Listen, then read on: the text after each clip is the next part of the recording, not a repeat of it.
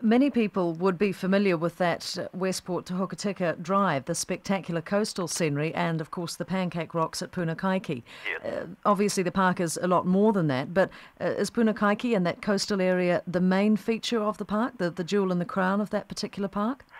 Well, I think you'd have to say it's the obvious feature. It's the one that people are going to see, and of course Punakaiki is so well known, and the Pancake Rocks provide an obvious focal point.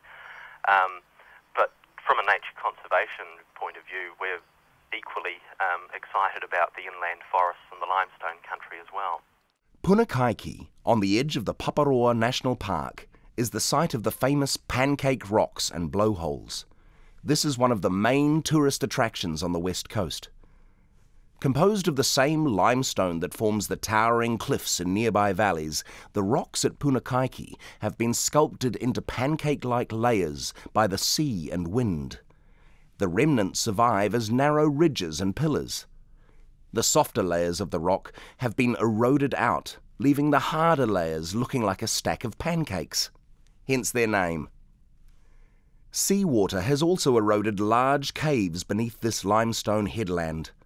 Fractures in the limestone connect the caves to the surface, and when waves crash into the caves, air is compressed and erupts out of the blowhole along with salt water and spray. On calm days, the gentle hiss of escaping air from the blowholes can be heard. But in rough weather, thunderous booming and rumbling noises accompany the geyser-like jets of water and compressed air that escape from the blowholes as the sea rushes in and out of the caves below. This area of limestone around Punakaiki is part of a sheet between 20 and 30 million years old that extends into the surrounding hills where it forms spectacular cliffs. Limestone is a sedimentary rock, which is a rock laid down as layers over time. Limestone consists mainly of shells of tiny marine fossils made of lime, also known as calcium carbonate. It can also contain sand and mud, but is classified as limestone if it contains more than 50% calcium carbonate. Limestone is highly soluble in rainwater. This is because rainwater contains dissolved carbon dioxide, which makes it a weak acid. Rainwater becomes even more acidic as it percolates through soil because there is also carbon dioxide in gaps in the soil, up to 100 times more than in the atmosphere. This percolating water is very corrosive.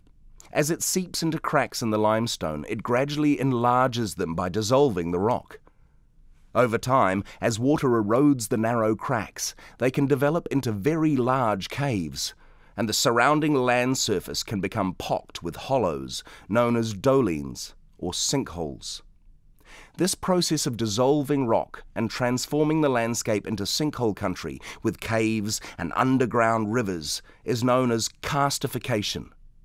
It is named after the karst area around the border of Italy and Slovenia. In a karst landscape such as Punakaiki, large rivers disappear underground. There are many caves, caverns, steep bluffs, rocky outcrops and large springs. The area around the Waitomo Caves in the North Island is another example of a New Zealand karst landscape. However, in areas that have heavy rainfall, such as the west coast, much of the karst landscape is hidden by dense rainforest.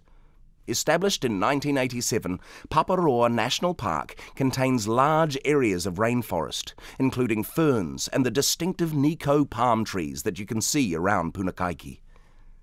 Limestone outcrops are scattered in patches along the length of New Zealand. They occur mainly east and west of the main mountain ranges, not high in the mountains. There is a good reason for this. Most limestones are made of shell fragments and lime muds originally deposited in shallow seas. They were compressed and cemented together after sediments were deposited on top. Then various tectonic forces, such as earthquakes, folded, fractured and uplifted the limestone. Areas that were uplifted first were eroded first. Limestone that once extended across mountain tops has been worn away, but remnants often survive on areas that were not lifted as high.